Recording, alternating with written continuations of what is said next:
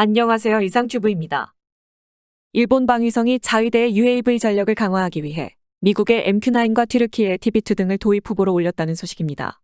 일본 방위성이 방위력 강화 예산 중에는 스탠드오프 미사일을 효과적으로 사용하기 위해 빠질 수 없는 정찰형 UAV의 정비에 대해 언급하고 있으며, 이를 위해 정찰 및 공격용 UAV로서 MQ-9과 TB2 등을 2023년도에 시험 도입할 예정이라고 밝혔습니다.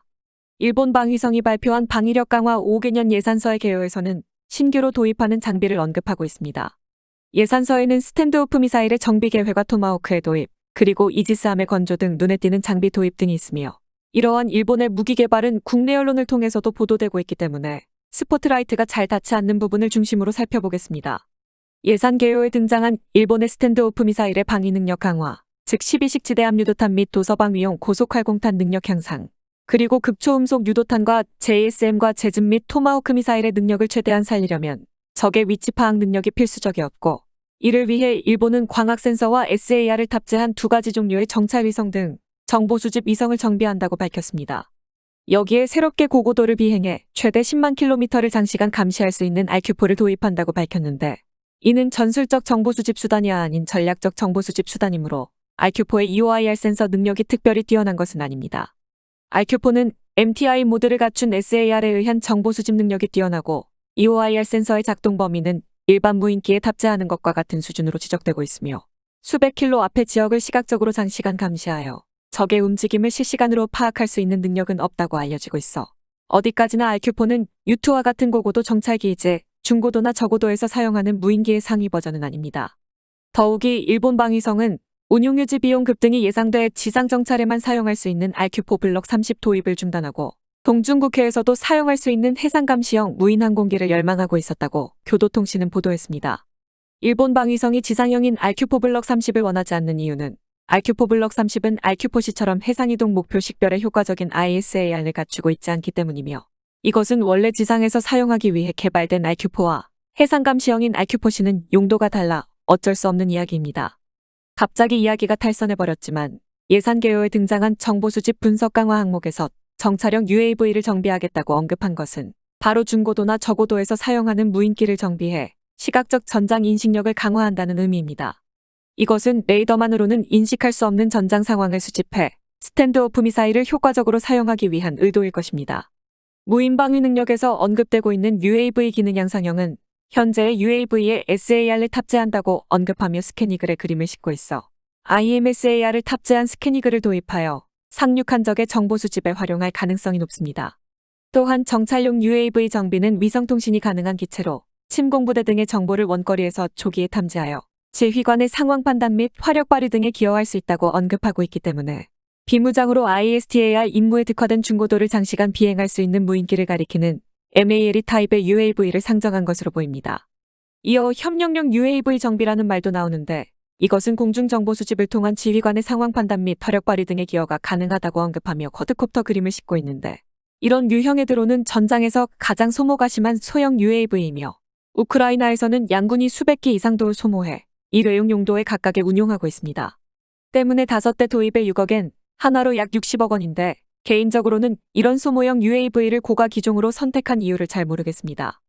다용도 및 공격용 UAV는 정보 수집 기능에 더해 화력 및 전자파 공격 기능을 효과적으로 보유한 다용도 UAV로 침공부대 등의 정보를 수집해 즉시 화력을 발휘할 수 있는 공격용 UAV로 명확히 정의했으며, 아사히 신문이 지난 23일에 방위성이 2023년도에 시험 도입을 검토하고 있는 무인기에 MQ-9과 TB2가 포함된다고 보도했습니다.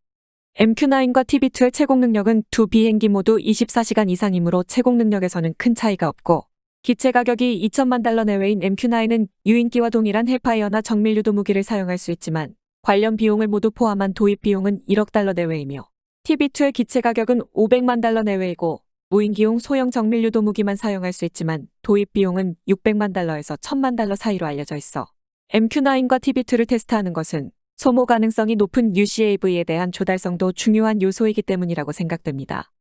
소형 공격용 UAV는 도서 지역 등에서의 착륙 및 상륙 침공 대처 및 중요 시설 등의 방호 시 침공부대를 탐지 식별하고 인원과 차량 등에 대처할 수 있는 소형 공격용 UAV로 명확히 정의하고 있어 이미지로 게재된 그림을 보면 이스라엘제 배회형 탄약인 히어로 시리즈 도입을 검토하고 있을 가능성이 높습니다.